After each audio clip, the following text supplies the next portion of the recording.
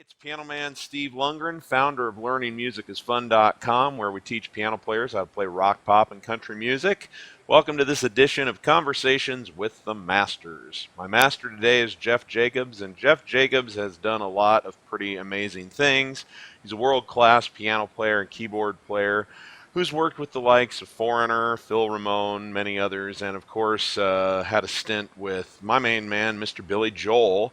So he's got a lot of stories to tell. He's also a writer and producer who is working with acts in the current day, like the Chester Rushing Band, who's experiencing some success in Italy right now, which we'll talk about later in the show as well. So I don't think that you want to hear about Jeff's resume from me, so we're going to stop this introduction and move on to the questions and answers, and we can learn more about Jeff's story, his experiences, and his thoughts on music and the music industry right now. Jeff, welcome to the show. Thanks for being with us.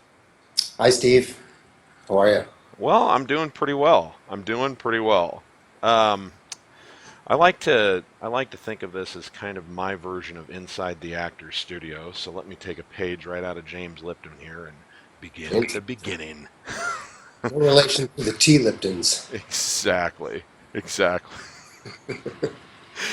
Jeff, so where do you come from? Where do you hail from? I'm from Chicago, All right. born and raised, and back occasionally for years at a time. And then now I'm in Dallas, Texas, uh, living down here. I've got a family and kids and a dog and all kinds of stuff going on. So Very cool. the internet is a beautiful thing. It is. It's I'm actually from absolutely amazing. in Alaska, but nobody knows because of the. Right? So now, where did you come from a musical family, or did you kind of start this trend? Well, my immediate family, not so musical. My, uh, I've been told that I had a cousin, Arturo Rubinstein, though, who was a uh, classical icon, piano player, I guess in the first part of the 20th century. So maybe that, I don't know, from my grandmother. But my mom started taking piano lessons, which is what got me into this when I was a little kid. So maybe a little bit, but nothing, no career. Right. It's not Yeah, like I you said, were a legacy of someone who went on no, and did no. big I had a things. cousin who had a wedding band, right? But I didn't Right. really know that till later. I don't think that really. Well, that is the first step, really. You have to play at weddings before you can, go do big things. Yeah, not only Um, the first step, Steve. It's a lot of times it's a lot of steps. Never Absolutely. at a wedding. Exactly. Well, and you know what? I am always tickled by how many people I've met who have gone out and played the stadiums and the arenas, and then they want to cool down their travel schedule at some point, and they go back to playing weddings for a while. Yeah. You know, Well, I'll tell you what. On a day off, if a wedding pays, the, gig's a you know, gig. I've never seen anyone turn down a wedding, including foreigner for that matter. Bar mitzvah too, but we won't go into that. I guess it all depends on the client. Nice, nice. In the old days, musicians used to live at the king's house, right? Mm-hmm. That's how they get paid. They didn't get paid money. They just found themselves a nice royal hang, and was, that's how they did it. I know. I have a whole video blog about that I talk to my people about. I'm like, we revere Mozart and Beethoven and those guys as geniuses, and they were. But you have to Yeah. remember, they were doing a job. They were Yep. surviving with what they were good at, Yep. which is exactly what musicians today do. So, That's right. Yeah. so what kind of formal training did you get when you were growing up, and when did that start? I was about 5 years old, 6 years old, first grade. Uh, Came home one day and my mom was having piano lessons, so they signed me up and started taking the little kid version with the books with the little guys with the numbers on them, and I don't really. It sort of was easy, I guess, for a few years, and I learned how to play pretty quickly. And I'd say 2, 3, 4 years later, when I was more into baseball and not practicing, which was only for a half an hour after dinner, um, I sort of stopped taking lessons and just started playing by ear and learning songs on the radio, which turns out to be invaluable down the line. But then I got serious again when I got into high school, and I started to realize that sports are nice, but if you want a real girlfriend, you got to sit down at a party and play piano. So,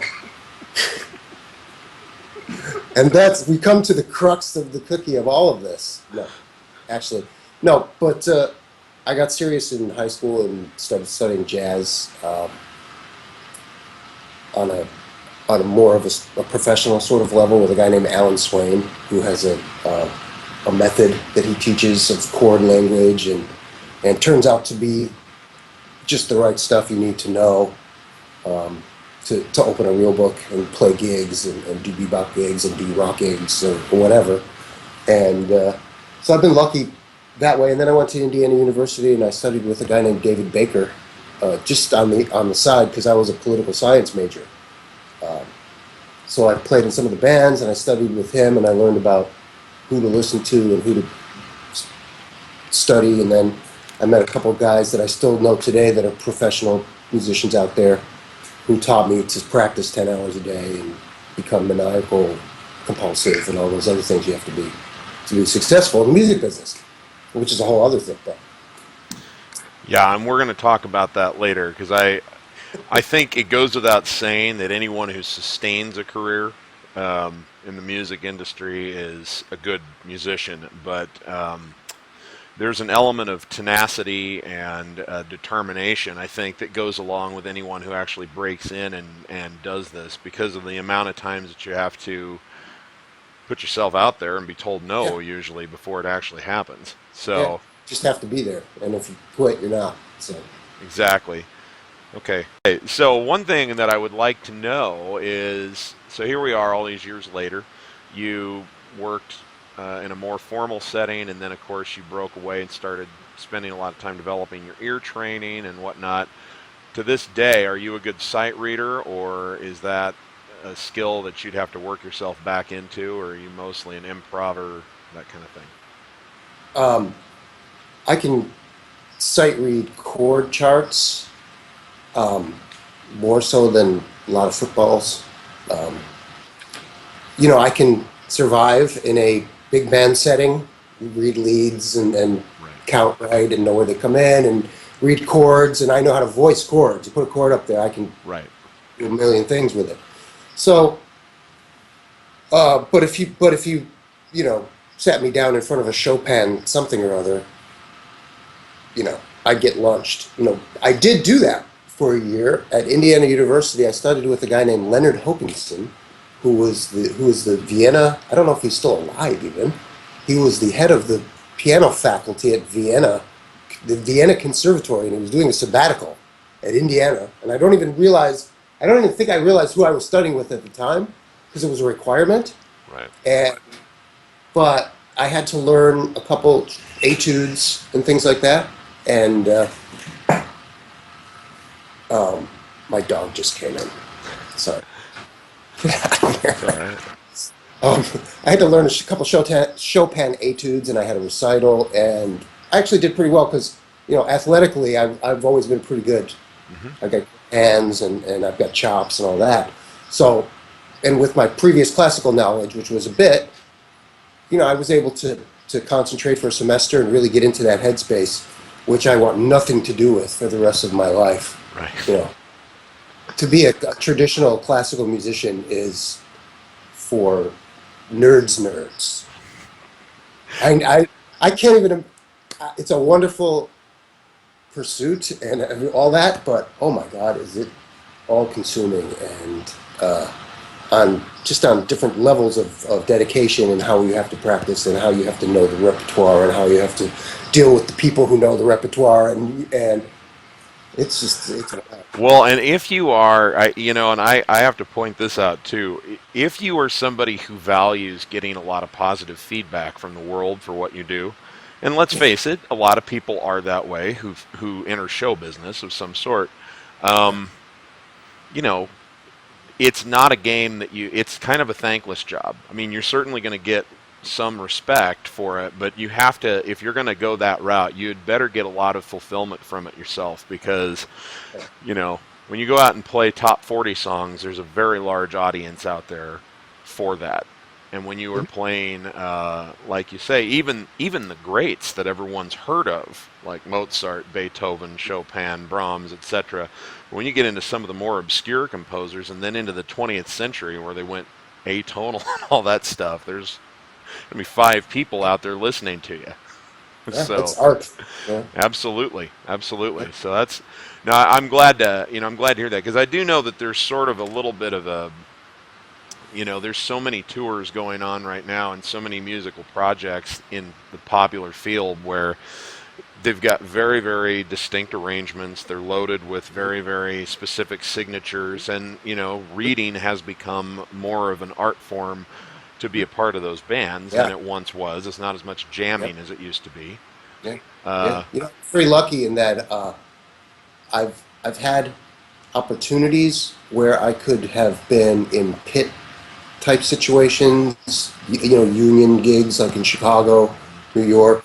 Those are the type of things, Broadway, where you need to be a crack sight reader.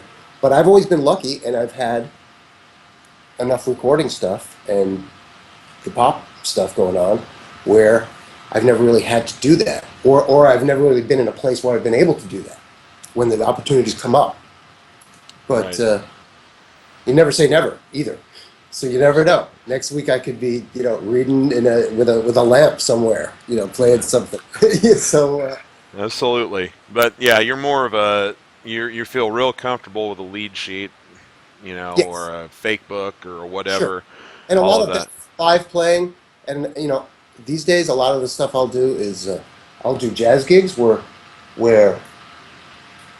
that I have to play standards for 2 hours, 3 hours, and even though I might not have done it for 6 months, I can just open up the real book and you know Cool. get to work, and it's fun, because I've always enjoyed that stuff. I've always been a fan of bebop and Miles Davis and Herbie Hancock and basically that thing, that whole And I love the like you mentioned chord voicings, and what I love most about playing standards and jazz and that kind of thing is it exposes you to so many different kinds right. of chords that you don't normally have to play that might only show up once in a blue moon in standard pop or rock, but Well, you take that with you. the thing is in pop, you're doing the same thing, but you have to blend with a guitar. And one of the things that I did was learn how to play guitar, which really helped playing with rock bands because you learn how to voice things so that they want to play with you. Guitar players want to play with you. Hmm. And it sounds, because when you're playing a rock song, you're going to find there's voicings, to be sure. There's melody and there's stuff that sounds right and there's stuff that sounds wrong. But once you find the stuff that sounds right, you basically have to stick to that. Yeah. So the improvisational part of it goes away, but not all the way. Like when I played in Foreigner for years and years, those songs were constructed in a way where a good musician can take it out a little bit, can play on the changes, and sort of bring the spirit of what was intended to begin with, and it lets you do that a little bit. That's cool. But not so much with Billy Joel stuff. But Well, especially not in the role that you were in because you had a lot of signatures to do. exact. There was a You lot know. of exact going on in Billy's band. Yes. Yeah. Of course, I want to get to that, but I have to say, 'cause I have a lot of students that seem to kind of be big fans of one of two people. There's a lot of Elton John fans and a lot of Hmm. Billy Joel fans, Hmm. and they get compared a lot. But to me, those two guys have always seemed a little bit like Star Wars and Star Trek. They're both set in space, but they have such completely different approaches. And Absolutely. to me, Billy Joel is a guy who thinks of himself as a writer first and has these piano parts that are very intricately designed to be the Yeah. right thing in the Right. mix. And Elton Yeah. John Yeah. is like, he sits down, he's a piano player who writes, and he just plays Right. it the way he would, and He's then a he tells piano player. everyone, hey, you put something around this, you Yeah. know? I mean, tell me what your thoughts are after having worked with Billy Well, in Billy my. is it's funny you mentioned Mozart and all those guys because Billy is really an extension of that. Hmm. he would be one of those guys, to the point where you can look through all of his music and find themes and find Brahms and Debussy, and there's deep, deep stuff in there, and it's because it's in his mind from when he was a little kid. He was a prodigy, and his father was a prodigy. They're both Hmm. piano geeks, like Right. on another planet. And Billy learned all that stuff when he was so small that it's just there, and he accesses it whenever he wants. And that's a whole different thing from what Elton John does. Elton Right. John was a guy who played piano and sing and rock, and not necessarily rock even, because he used to be Bette Midler's piano player. He used to be. He did a lot of stuff before he was famous. He Yeah. was a lot of people's piano player, and just a guy in a bar playing honky tonk. That style, like Billy Yeah. Payne. He was Billy Payne in the '60s. Right. But Exactly. yeah, but Billy was always on that, struggling with pop and being relevant now versus what he really, like when we would go to Europe, he would bring maps of Germany and point out from the plane where this guy lived and where this guy lived and where this was. And when we went to Vienna, he's deep, deep into the history of classical music, and so that's where he comes from. Yeah. Elton John's just a great R&B piano player. Out of the Right. listening to Chuck Berry and listening to all the other things that all the guitar players listen to in England, you know, Right. the Jimmy Pages and all those guys. But Elton was a piano player. Right. Well, and stylistically, I've always looked at them and I felt like Elton John is a piano player who writes songs, and Billy Joel's a Yeah. composer whose instrument is the piano. You Oh know. yeah, and just the fact that he always used the lyricist. Exactly. Billy never would never use lyricists ever. Right. And of course, for all of you out there, I am not putting one person's talent above the other. I'm just Oh, you pointing did. out the differences. I love them both, and I think they're great. But I just think Billy always had such a strategic way of recording. Everybody's part was essential, and they were creating this big Yeah. tapestry. And with Elton, it was like, here's how I would play it if it were just me and the piano. Now you guys start putting layers around that, okay? And that's Well, just two it's different ways. Billy's world is a bit like that, but it's a lot more complex because what he's playing is exacting. Yeah. Elton John tends to play what a rock piano player is going to play on Hmm. these chords. Here's the chords. Elton John's going to play them the same way every time. Billy is going to have a part that's exact, and if you don't play it exactly right, it's not going to be right. You Yeah. know what I mean? It's Totally. composed. Yeah. Which in some ways is why it's easier to do tutorials for his music, because there is a specific part to copy and teach. Right. Right. Whereas with Elton, it's like, well, we've got this chord progression, and he doesn't play exactly the Right. same thing He every does what he time. did But that day. yeah, there's a rhythm pattern, kind of, and Right. then just Right. play around with it. And so it's very different approaches. But a guy in your role in Billy's band, or even in Elton's band, would have to be fairly exacting, because your Yeah. job is to make sure that what people do remember from the recording was I got there. lucky with that because Mick Jones from Foreigner produced that record, and Hmm. I was 26, and the engineer was 26 years old, and he basically put us in a room together and shut the door and gave us 2 weeks, and told me to plan everything. Yeah. So yeah, and it was things like, and there's pieces on there like Leningrad, and there's stuff on there that's just like beyond genius Hmm. work, you know. And of course, I thought none of it would ever be on the records because none of the keyboard stuff that guys did ever really was, little bits and pieces. And then the record came out, and it was like, whoa, So Mick really hooked me up. That's awesome. Well, I'm going to ask you some more questions about that, but I want to dial back into who were your influences before you knew you were going to be playing with Billy Joel and Foreigner? Mm-hmm. Who were the people that kind of turned you on and made you want to be a musician? Uh, wow. Well, I think I'm trying to remember back before. I think I was in a band in high school. I was in a band in junior high school that played when we were freshmen in high school. We played at the junior high school dance, the eighth. We were 14 and we played a dance for the 13-year-olds, and we were playing Stairway to Heaven and stuff like that, and we blew up some flash pots and you know burned the roof and stuff. That just really cool stuff for a 14-year-old. But that we were like, uh, I would say we were English mathematics rock snobs. By that I mean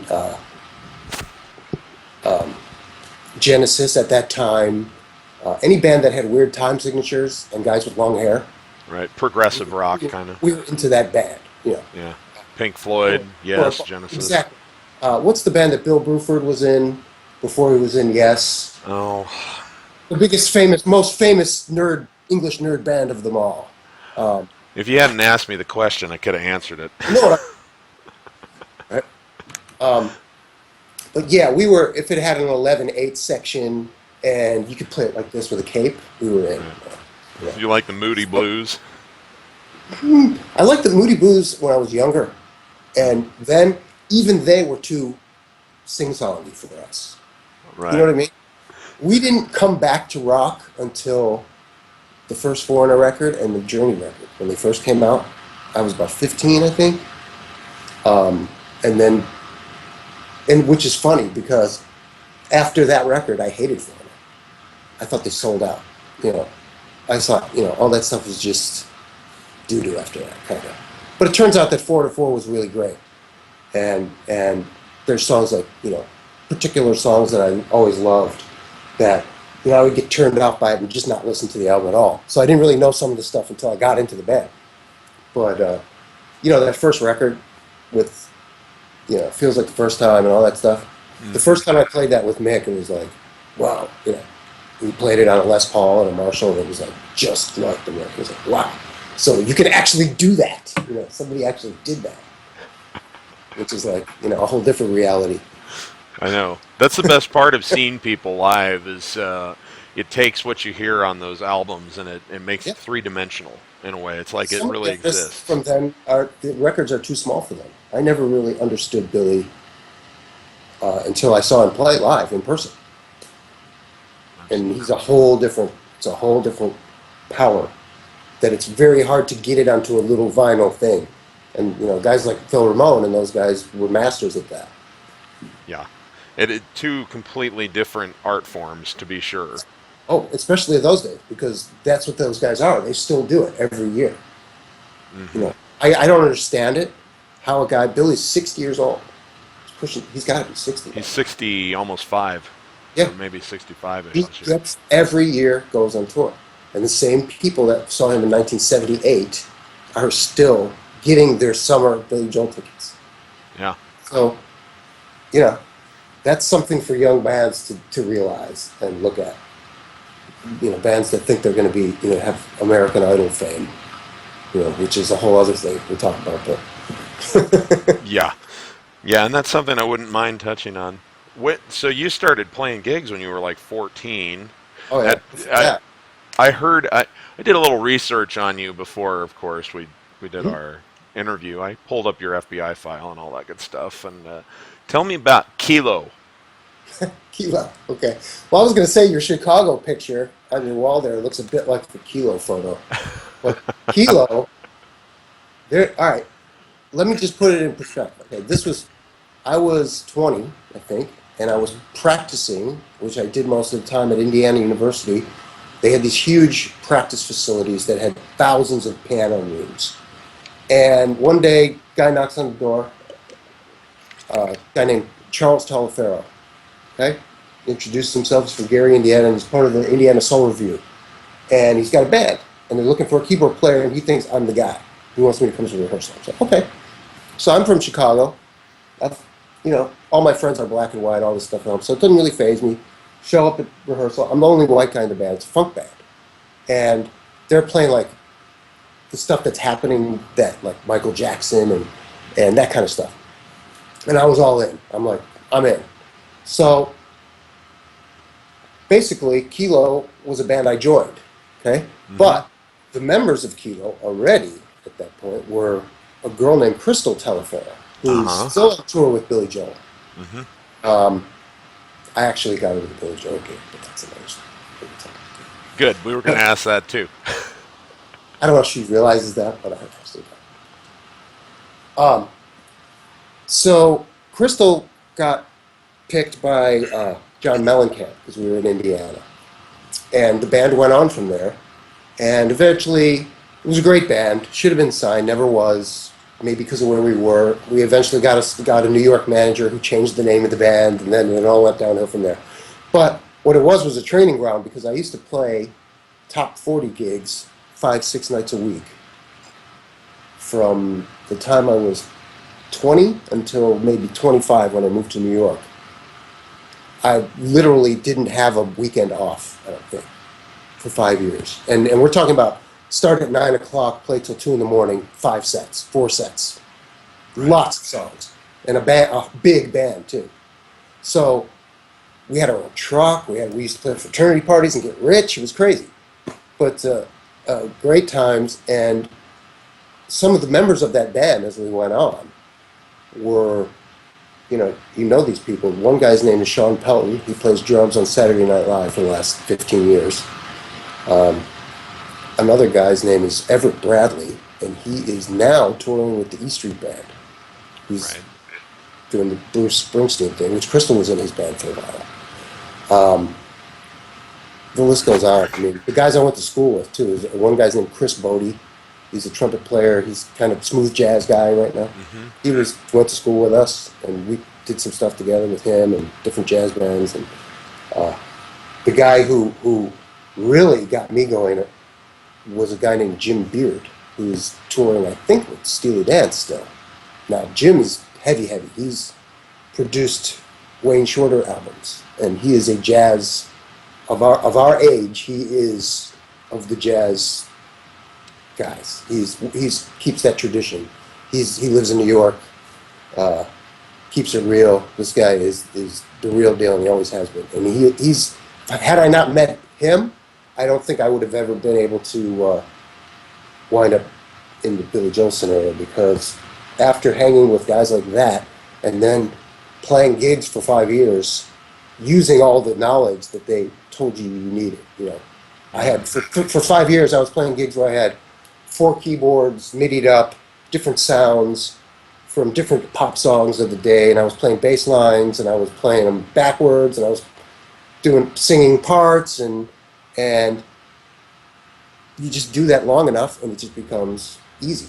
And so when I went to the real gigs, the only thing that really freaked me out was the crowd noise at first. Right. For the first gig, for the first month I was out with Billy, I think I couldn't concentrate at all, just from the adrenaline barrage. But eventually you get in that mode where you get pissed off about mistakes you're making. And, wait a minute. Wait a minute. Yeah. At some point, I mean, it just becomes a gig. right, exactly. Yeah. No, I love that. I did an interview with a fella named Chris Knoll, and we were talking, and practice is really important. But you were talking about those times that you were out playing 5 nights a week, Yeah, for 5 sets, yeah, and I think that paid practice is really important too. And yeah. that's what club gigs really are. It's kind of paid rehearsal in a way, because if you want to take yourself to the next level, you really can't do it in the practice room. You have to get a level of competency, but you have to get out in front of people and start playing. Nothing will make you a better player, You have to play faster with, than right. playing 200 nights a year. I mean, Oh, right. it'll completely transform you, and it'll also, to me, one of the interesting things about that is, if you haven't cut your teeth playing that much in that period of time, I don't think that you'll be physically able to handle the rigors of a major tour. For your voice to be able to stay, true, Right. and just be able to stand up and do it, because it's physically very, very difficult to be on the road for Yeah. 16 months. Oh, especially for singers. Oh my God. I can't tell you. I sang backgrounds for Lou Graham for years, and phew, I mean, the beginning of a tour, my voice would be great. It would be falsetto, everything would be there. By the time you were 6 months, 8 months, 10 months in, you're begging for humidifiers and you go to a place like Phoenix and all bets are off, man. You Yeah. know, I know. it's Well, and hard. you didn't have, and you probably didn't have the responsibilities that if you're the front man of a group Oh or if you're a God. solo act and you've got all the interviews and the promotion and my God, I mean, how they can ever sing a note halfway You into their see it career happening is all the time. unbelievable. This poor girl Adele, right?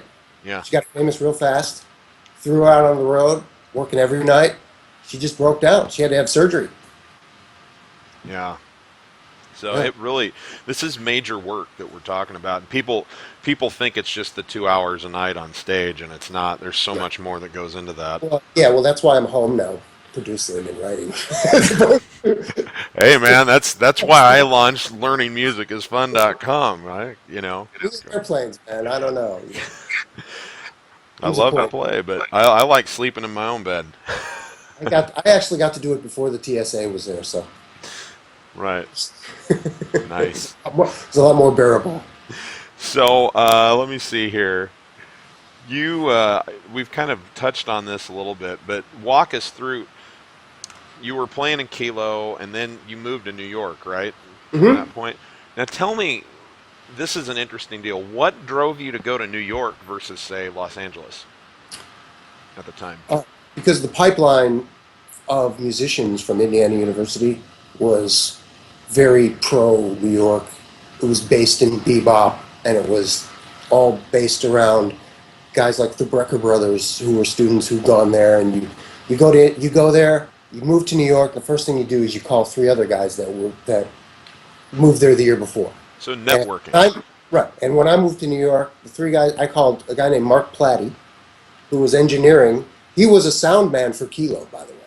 This guy Mark Platty, he was a monitor guy for Kilo. Eventually became the main sound man for Kilo, the mixer, right? Where he got his chops mixing, and he moved out because they had a great engineering program in Indiana too. They had facilities, studios. So he moved out to New York. I called him.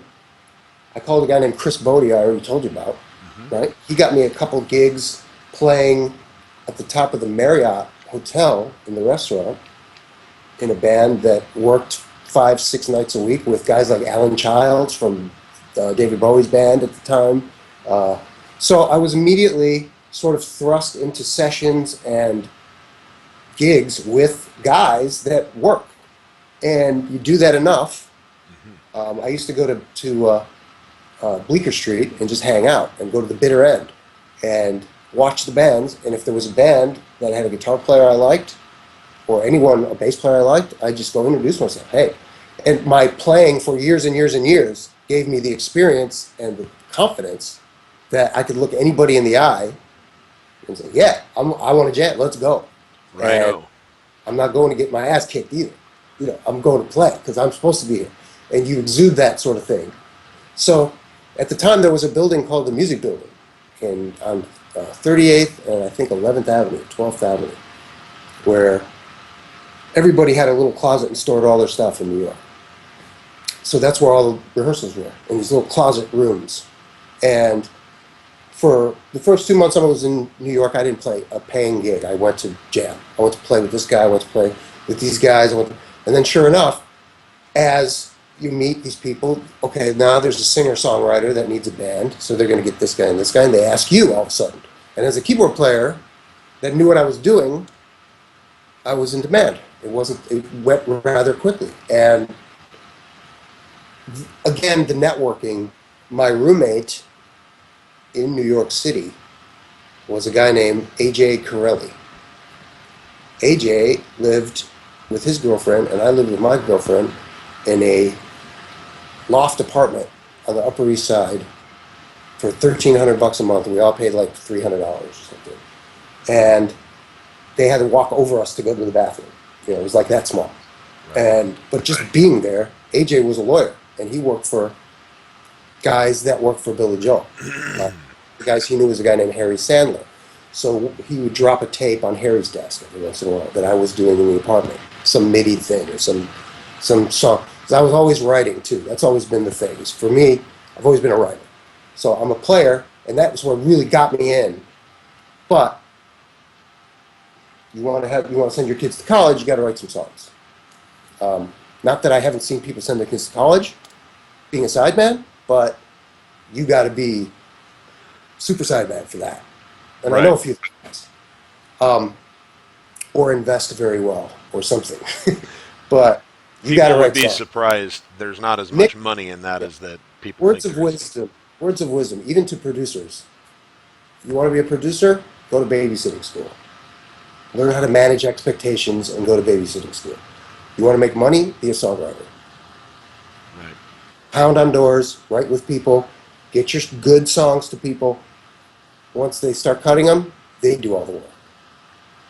Okay? Right. And therein lies the And you have a revenue stream that can yes. potentially keep paying over Yeah. time. While you are doing what you enjoy, playing the piano, Right. doing what you love to do, your songs are out there doing their thing. Right. Not so easy, but it's kind of like a miracle. But you know, what are we in this for, anyways? We didn't choose the easy If it road. were really about money, no one would do this for a living. Yeah, exactly. So tell me what it was like. So Mick Jones is the guy who did the production on Stormfront, which is another change that got made. Yeah. And tell me what the experience of helping to record Stormfront was like. Well, uh, I was actually in Billy's band when I met Mick. Um, Sequentially, it was like boom, boom, boom. Billy, like I said, I had given a tape to my roommate, and he gave it to this guy he knew. And before you knew it, I was taking a train to Montauk, Long Island, the LIR, the Long Island Railroad, and Billy picked me up himself in his Blazer or whatever he had back then, and I hung out with him, just me and him, for like a whole night. Had some dinner. Uh, he took me to the house where he had sent the whole family away. This was the Jerry Seinfeld house. Now, this is the Montauk house that they were building, and it was this. It was actually they were building that one. This was the house before that, and it was on a lot next to Paul Simon's house was over there, and Dick Cavett house was over there. And I remember it's all very surreal when you think about it, but really the real part was that Billy had this book about this thick and like a big spiral notebook of lyrics and pages, and he was furiously writing. And I mean, by furiously, I mean nonstop, 24 hours a day, hitting it all the time, working on the songs. Like I said, he had sent the family away. And so I got an evening of this with just me and him, which was unbelievable. I basically learned a lot of the songs and what do you think of this? What do you think of this? And once he figured out I could play, we were just like two keyboard players. And the next day there was a rehearsal. Liberty was there, and David Brown was there. And other than them, actually Mark Rivera wasn't even there yet. Uh, Liberty, David Brown, and there was a bass player named Skylar Deal, Hmm. um, and me and Billy. 5 guys. That was it. And we played for about an hour. Number of things. No Billy Joel songs.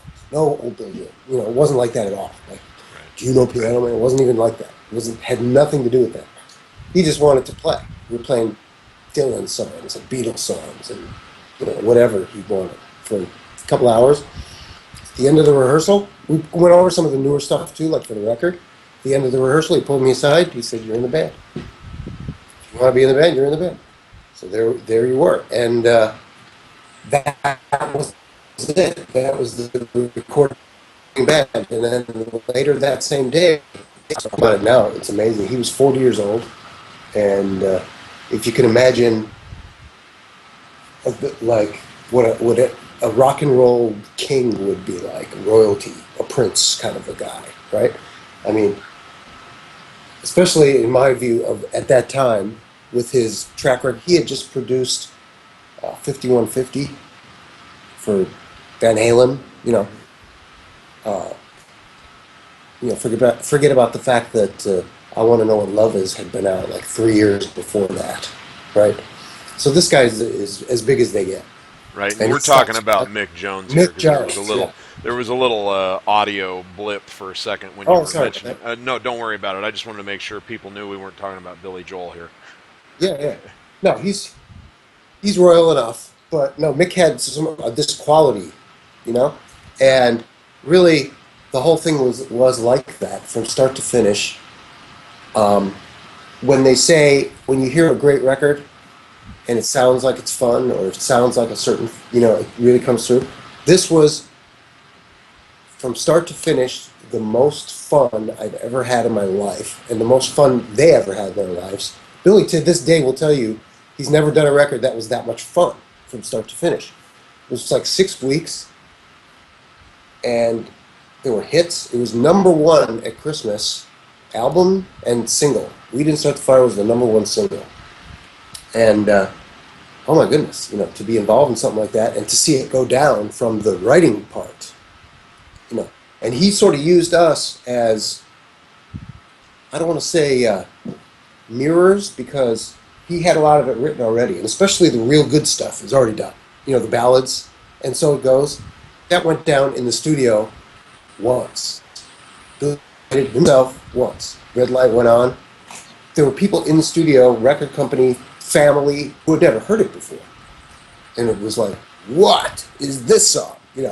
So that's the kind of thing he comes up with from time to time.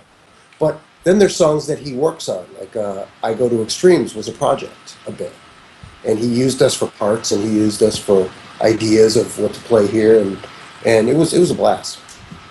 Cool.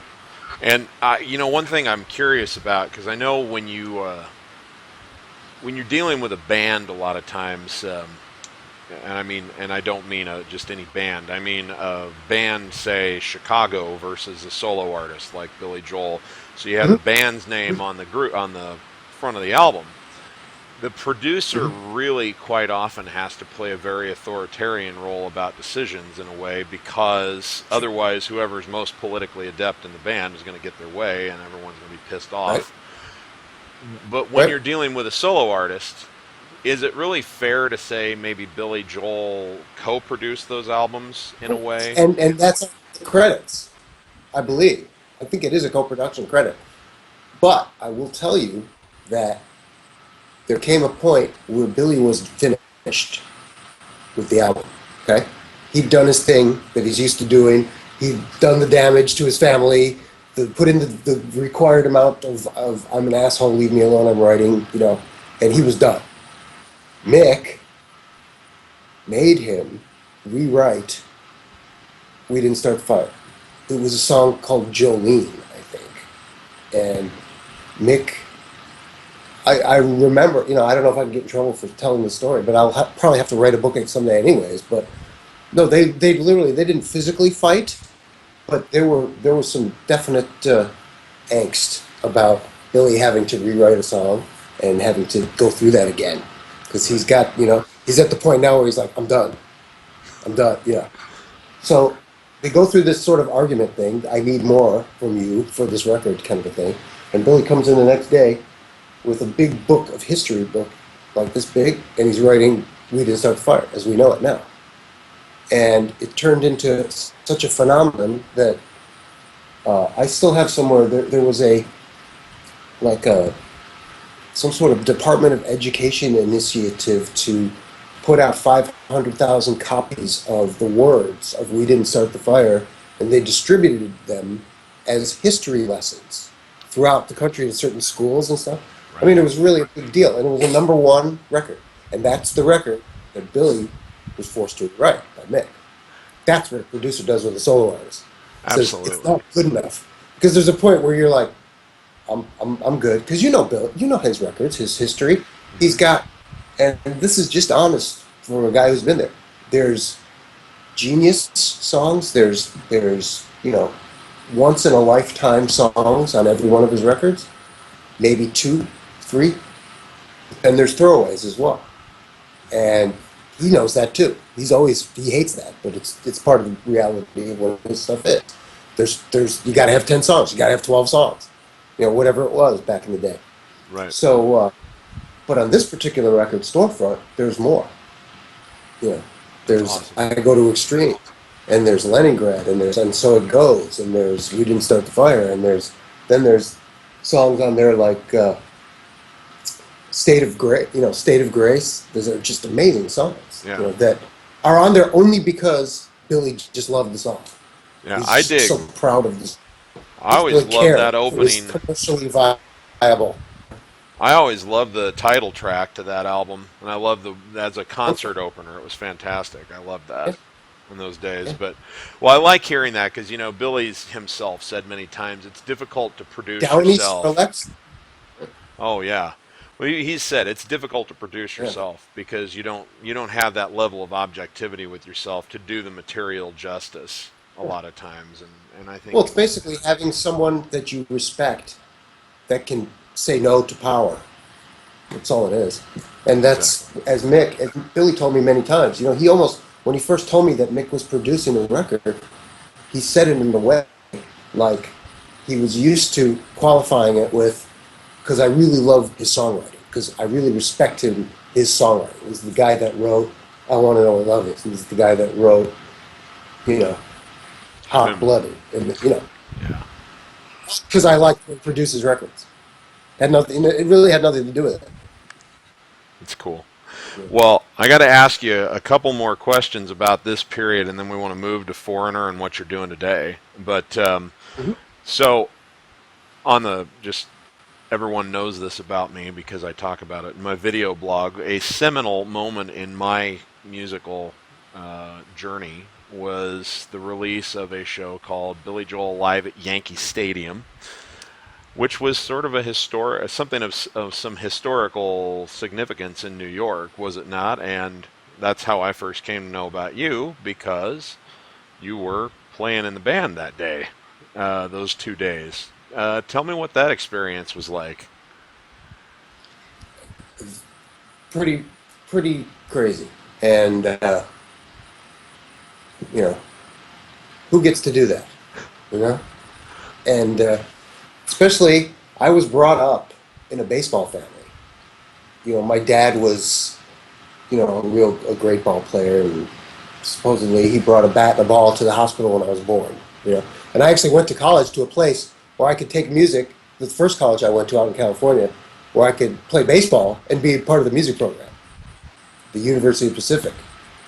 But so to me, half the thrill was playing catch with my dad on the infield during sound check.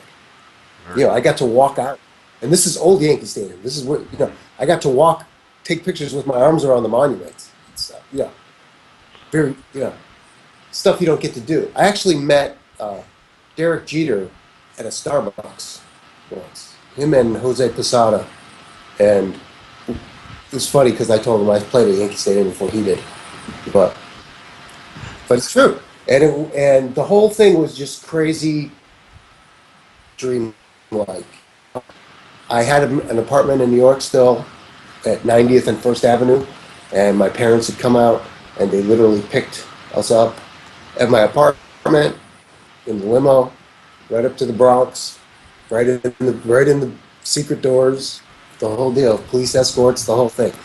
That's the thing. Billy in New York it's got to be the closest thing to what the Beatles were at certain times, because the clout involved with him doing his thing from time to time. You see it now in other cities with the baseball stadium tour and everything.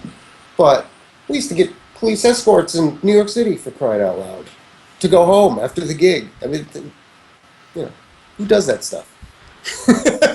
You, you got a piece of history there, man. Yeah, and you don't get that. You don't necessarily get that just by logging practice room hours. So there's a lot of luck involved in Yeah. that kind of stuff. It's always a Yeah, product of timing, opportunity, the right stuff at the right time is very important. yeah, The and Beatles even wouldn't then, have it's I just have always said the Beatles would not have been the Beatles had it not been the 60s when it happened, and in the right place. They would have written the great music and all of that, but the public wouldn't necessarily have been enamored with them without being launched at the right moment in time, which I'm sure is yeah. why they were there. Yeah. So, you And know, and who the hell is allowed to have that many top 10 singles in 8 years? You know what I mean? I That's just know. something that doesn't happen anymore in the business world. Exactly. It's a novelty. It's some sort of violation of ethics or something in the business world now to do that. I think. Exactly. We've got to So spread the wealth a little more. You know, I saw an interview with you. We're talking about all this, and I love this because I'm a very big practitioner of this kind of thing too. You talked about how one of the most important things that led you to all of these amazing things you got to do was that you visualized yourself doing it for years, you know? And how big of a part of that do you think that really is to kind of attract yourself to you have to do the work, but to actually know clearly what it is you're wanting to do and let those opportunities yeah, kind of pull you in. yeah, and it's and in this day of realism, where there's kids with cancer and there's all kinds of bad shit going on in the world.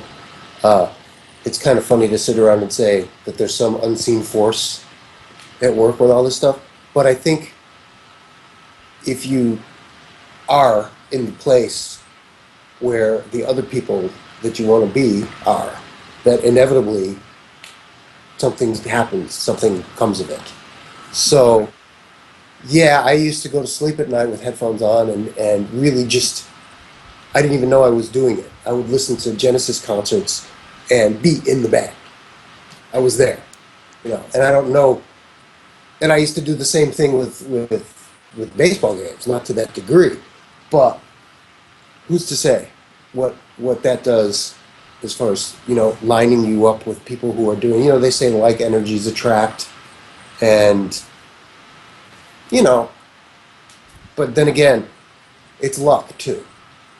Absolutely. But is it? But if you like I said, it wasn't without me going to the places that I was led to go and making sure I did the things when I was there that maybe if I didn't go and hang out at New York or hang out with singer songwriters or still to this day I'm 50 years old, I'm 52 years old, and the connections I've made in this business are still linking up at weird times. Okay, so it's funny business for that. I've had things happen to me in different circles of people in the commercial world, in the rock world, in the wedding business world. And you never know. I know there was an executive for BMG in Germany, a woman named Gabby Sappington, who now runs part of Make a Wish Foundation in New York. So I do stuff with hospitals. I wrote a song for Children's Memorial Hospital in Chicago, which was used to raise money for the new Lurie Hospital that's downtown. And we used the choirs, and Heather Headley sang it, and it was hugely. That's something I'm more and more want to be more and more involved in. Now that I have kids, now that I realize rock business is great, and doing all that stuff and getting all that, having all that fun and doing what you love to do, but at the same time, you can really help some people do this as well. So when you're out there in in this type of world where there's people that need that stuff, it's good to be able to use what you do to help as well. Absolutely. So you never know why you're going that way, going the direction you're going. It could be for something completely different. Well, I actually think that one of the most important things, visualization and paying attention to what it is you specifically want to do will do for a musician, is to actually learn how to play what you're trying to play. I did what you were talking about for years. I fell asleep. I made the joke. I wore out 3 copies of Stormfront on cassette because that was my first album that I was really enmeshed in. And I just simply, in my mind, saw myself being Billy. And Oh, for God's sakes, I couldn't do it for a long time, but I just knew someday I'd be able to play that stuff yeah, that way. And right. over time, it finally happened because you do sort of attract the resources you need to figure Yeah. out what you got to figure out. Well, he's the best example. His the best thing about playing with Billy Joel was soundcheck because you don't play Billy Joel songs. Okay, you play every other. You he literally does the best, probably on stage live imitations, like rock imitations of the real singers. Like he'll do Dylan perfectly. He does Frank Sinatra perfectly. He does you name it. Even newer artists. He'll get a song in his ear that he likes, and all of a sudden he's like sounds just like the Coldplay guy, and he's playing the song. This is how he's used this over the years to perpetuate different vibes on songs. You know how that's why his stuff is all over the map stylistically because it literally comes from specific examples of artists that he likes. That's awesome. Well, so tell me, after this, you strike up a relationship with Mick Jones and you land a pretty good gig with Foreigner for like, what, 15, 16 years? And Yeah, that and how then was that? well, Foreigner sort of like I don't know. You can call them the classic rock touring sort of corporate touring set. You know the Sticks, Doobie Brothers, Foreigner, Peter Frampton, uh, Kansas, you name it. I'm probably leaving REO Journey, Speedwagon, Journey. Audio Speedway. Right. How many times did we do Foreigner, Journey, REO? You know, Foreigner, Doobie Brothers, Peter Frampton. I mean, so it went from when I first joined Foreigner, when I first started touring with them, Lou Gramm had quit, and it was all the old English guys. It was Dennis Elliott and Rick Wills on bass, not the original Foreigner guys, but the next Foreigner Four guys, those guys. And just to get in a situation of playing with them was outrageous. It was a thrill and a half, even on some levels more than the Billy stuff, because these are that I worshipped as a kid. Like the guitar players, Jeff Beck and the English guys from that era. And Mick is one of them.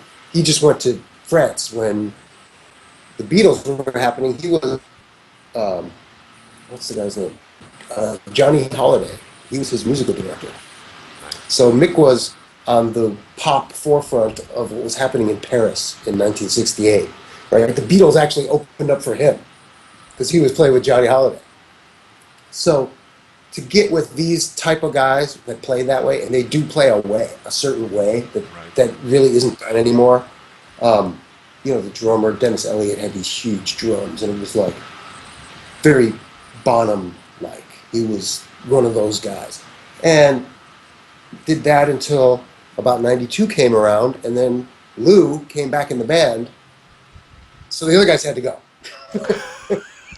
So the band was reformed, and it's Mick and Lou, and Lou's guy, who's Bruce Turgon, who co-wrote Midnight.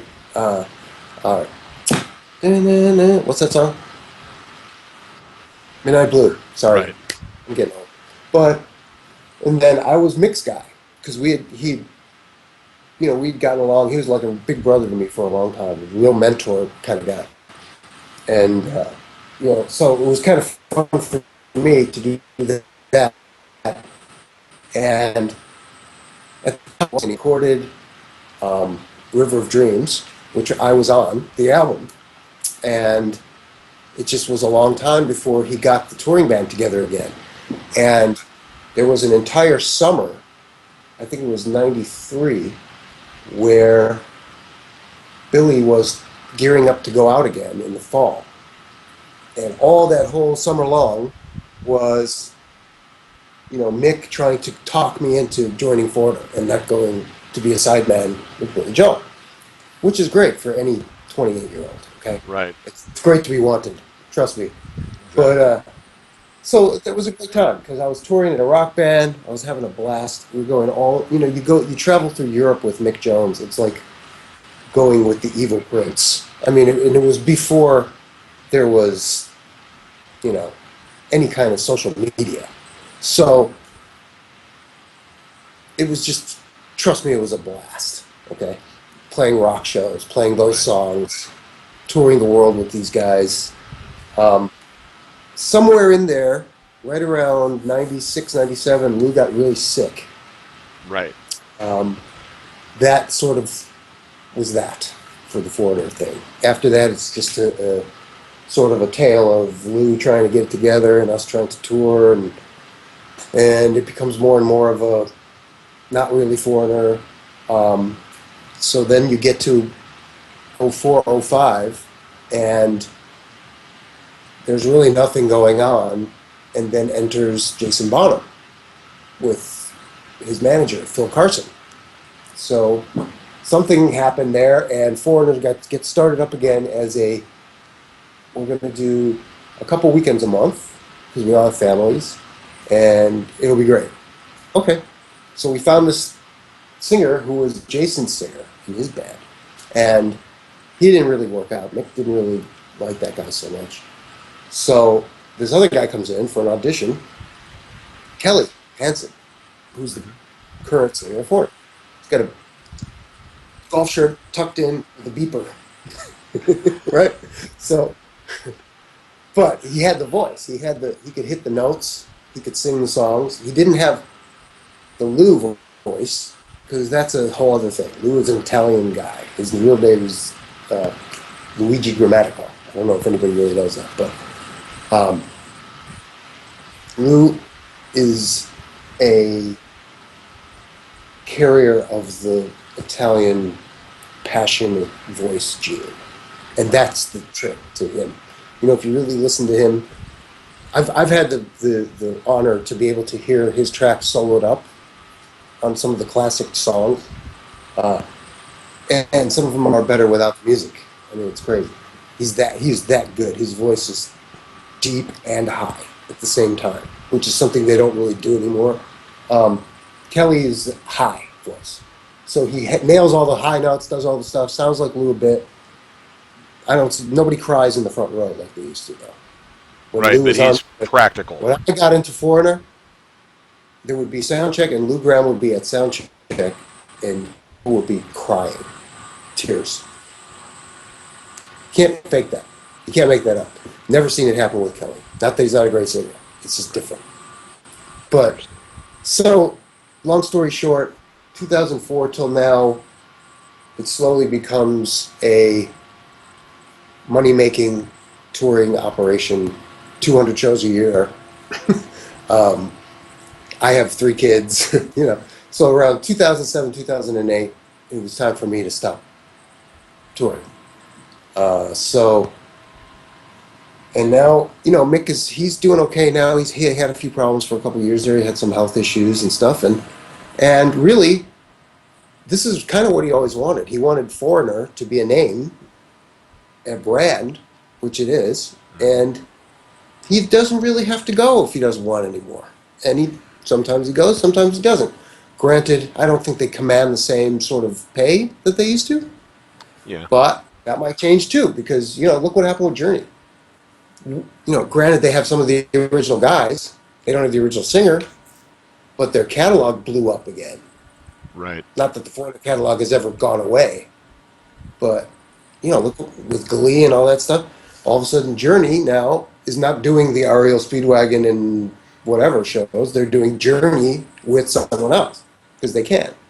Right. And Def Leppard's always drawn a little more than the sort of classic rock American bands.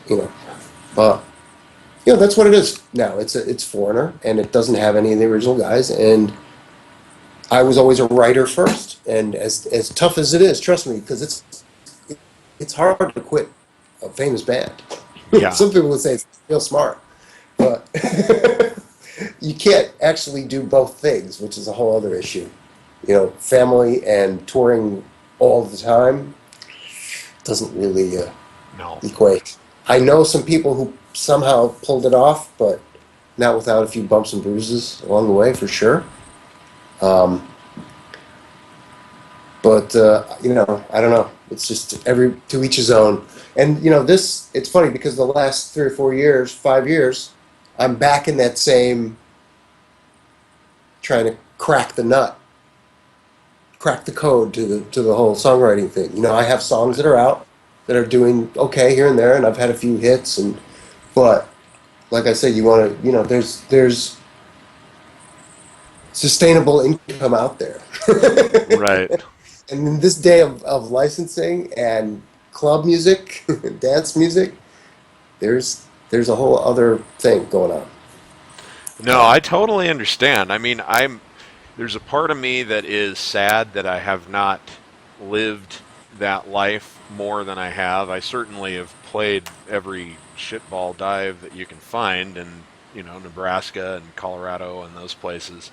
But Yeah, I never really wanted the life that came along with doing it with fame and all of that. So I never really pursued that because you've got to be ready to yeah. pay that price. It's if you Well, you're want still a those. young guy. I didn't get married until I was 33 years old.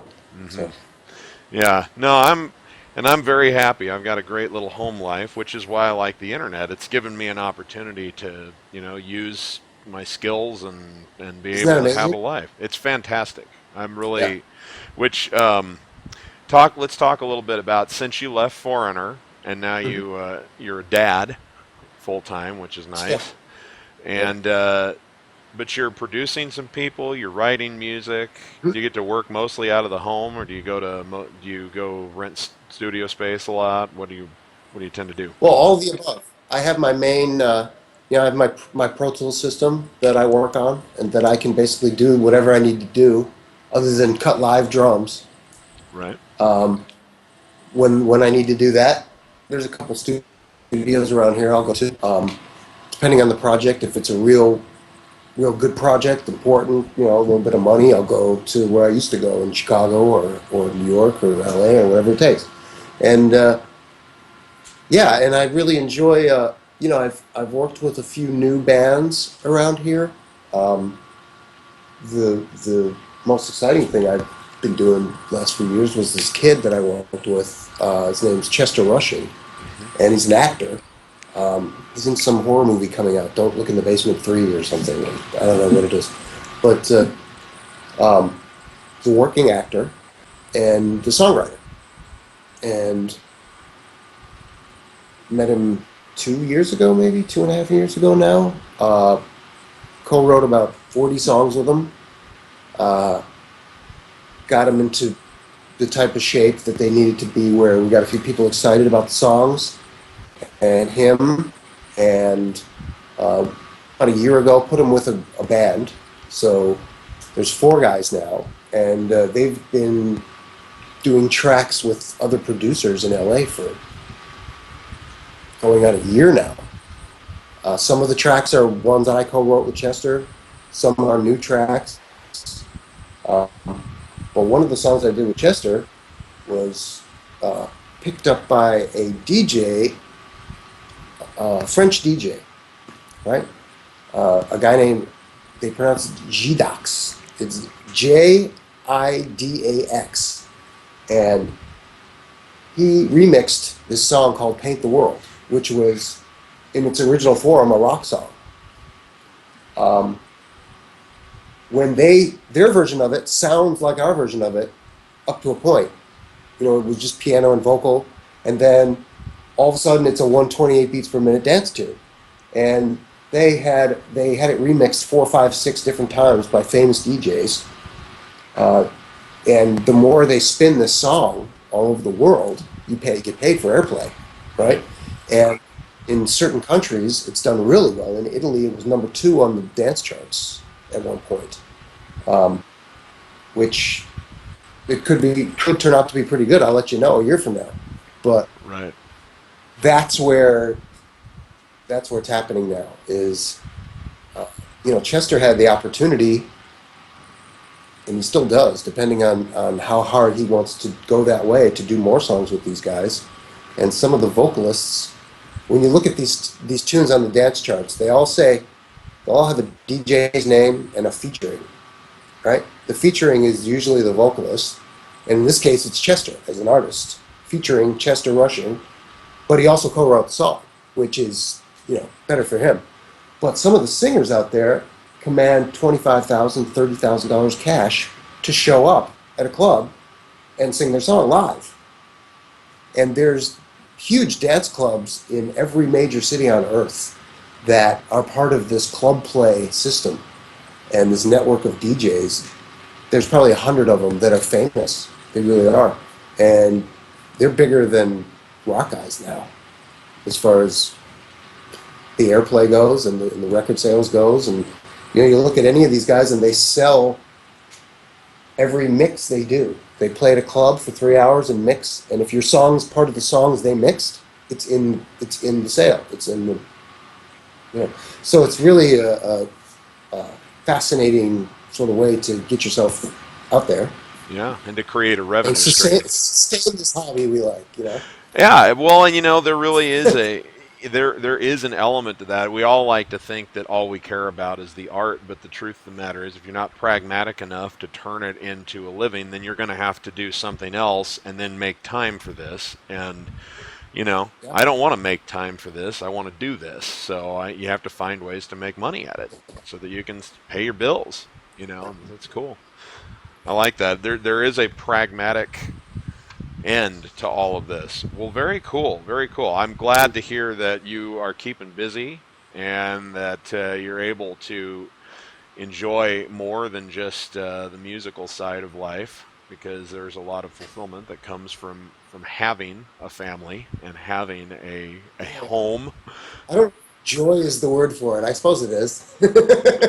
Keep up is more the word. It keeps you young. If you have little kids, that's one thing. 'Cause I have no choice. I can't. I can't have people saying I look as old as I really am. It just ain't gonna work. No, well, But you can always. I'll tell you what. If everything else fails, you can grow a mullet again because you had an epic one at the Yankee Stadium show. well, I don't know if that's possible medically. I Well, do live in Dallas, which is like the capital city for plastic surgeons now. I do believe, but um, yeah. Well, I wouldn't have pegged you at 52. You look good, man. Well, I'll tell you, the only other question that I've got would be, if you had to give any advice to someone who wanted to work inside the music industry right now, what would you tell them is the most important thing to keep in mind? uh, the most important thing to keep in mind is that you have to find a way to equate success with something other than dollars. Okay?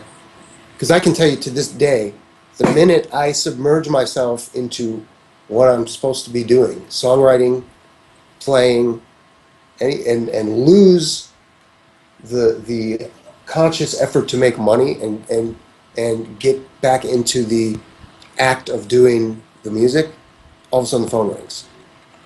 So, you know, it's almost like if you do it, you got to do it the right way. That's the advice. I don't know. Basketball coaches always say, play the game the way you're supposed to, the right way. If you if you do the music for the music, and that's what gets you off, is the music part, then the other stuff will take care of itself because it won't matter to you. That's when it will take care of itself. You Right. understand? Not when you make piles of money, but when it doesn't really matter.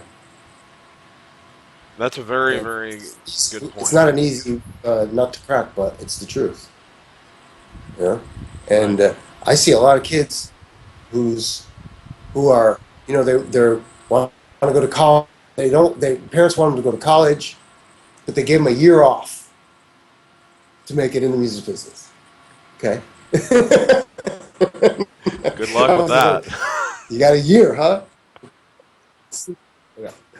It's managing expectations, and in this day and age, everything being instant, gratification wise, so must be the music business as presented on your instant gratification box Right. that you Like tune American into. Idol and those things. Exactly, exactly. So I would say read the label. Don't believe the hype. Yeah. Well, I always kind of thought the worst part about something like American Idol is like I think the worst thing you can do is thrust a level of fame and success on somebody who hasn't really earned it yet. In the same way that when someone wins the lottery, you almost inevitably will see that most of them within 2 to 3 years have lost all the money and gone deeper in debt. And it's Oh not yeah. There because are a lot. it's just that they don't Yeah. know, they didn't have to earn that money, so they don't know how to hang on to it. They don't know how to be smart with it. And if you haven't worked your way up to playing at Madison Square Garden, it's going to eat you alive when you actually do it, most likely. Yeah. So, I mean, I suppose there's Yeah. a exception to every rule. That I can't remember her Yeah. name right off the And top of my head. there's no linear relationship between musical prowess and financial prowess. That's the other. The two are mutually exclusive.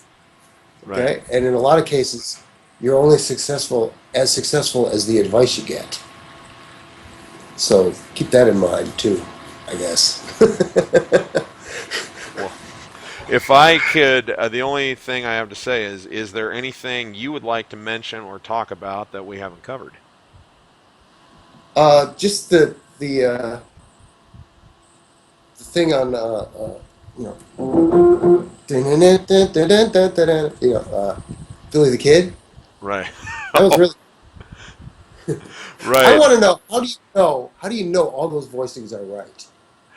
Those Well, little I because am. I used to be like, hey Bill, how'd you do this? Like on pressure and things like that. There's little passing tones and little things that he does and little and I'd be you would love to watch how many times can you get close-ups of his hands playing this stuff from anywhere? All right. Well, first of all, for anyone who doesn't know what's going on here, I mentioned it in my promo for this, but the way that Jeff and I's paths crossed was that a little while back I was selling not just my video lessons, but tutorials. And now I do the tutorials kind of as promo as much as anything, and just put them on YouTube.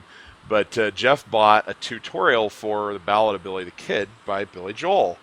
And I didn't know that it was Jeff Jacobs from Billy's band, but I saw a notification come through, and it was a guy named Jeff Jacobs. So I sent him a note, and I go, "Hey, I love it that your name is Jeff Jacobs. Did you know there was a guy in the band?"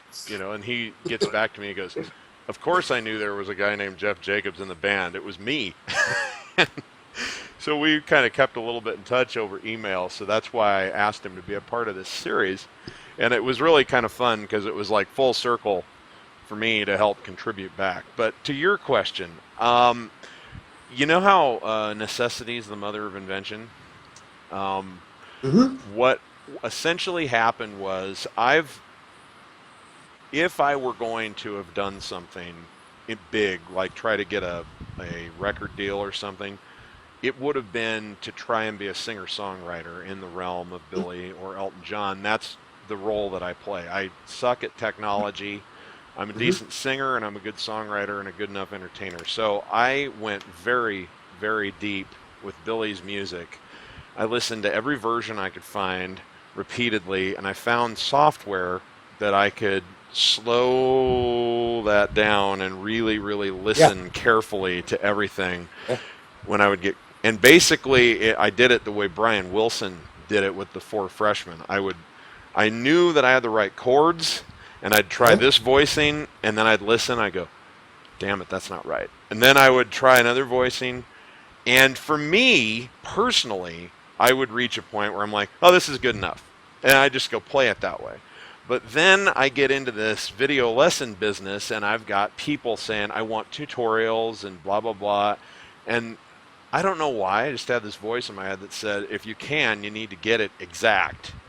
And so suddenly, Uh-huh. after I started doing that, I learned how to play Billy Joel's music better than I had over the previous 20 years because I really would just agonize until I could hear that what I was playing was exactly Right. the same voicing that he had. And you know, or at least as close as my ear could possibly get. And the interesting thing is, like with anything in music, your ear train, that's what trains your ear. People are always like, what's your secret to playing by ear? It's like, continuing to Listen. listen and try. You just get Yeah. better at it the more you try it. And yeah, I would love to sit down with Billy sometime and say, just fact checking. Is it Hey, this? Is it yeah. this? And of Yeah. course, he He seems loves like that a stuff. down to earth enough Oh guy. yeah. He'd probably be like, I don't know. Yeah, I haven't if played you it in could get him 20 alone years. for 5 seconds, that's the thing, is he's always got people, you know. I know exactly. But that kind of stuff drives him nuts. He says every he's never been to a bar where they play just the way you are correctly. Where they go this chord right here. They always go. They never leave it open with just the, and that's all with it is. with And the he goes, suspension. drives me nuts. They do this. They do this. They do this. I'm like, I, well, what do you want? They get, you know. I know, and it is, and it has been. It's been a wonderful project for me, just as a forget money. I never made that much money on that anyway. But what it's been good for was bringing me to a new level of playing because people wanted to know this stuff, and so as a result, you've got demand, and so you figure it out. And like I said, I've run it through a couple of different software programs occasionally. That's how I got the run on Billy the Kid. The Right. it's like, I just did at full speed. I just could never quite figure out what he was doing, and then I heard it in slow motion. I went, well, hell, that's not so bad, but Right. it's great. See that one I could figure out by just I know how he does that because he does it in other places too. That Yeah, same sort of thing.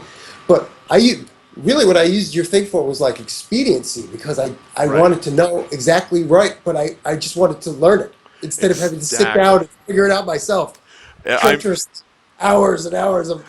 I was like, cool, this guy, and I checked the other ones to make sure you were on the money. Because well, I a lot of appreciate guys that. don't.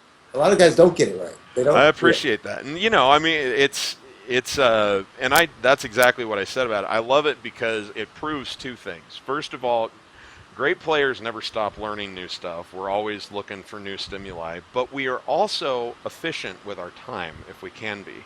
Because I'm like you. I can learn pretty much anything by ear if I need to, but if there's a chord chart out there that's available already, Right, why the hell not use it and just right, save myself the time? Because I'm trying. right.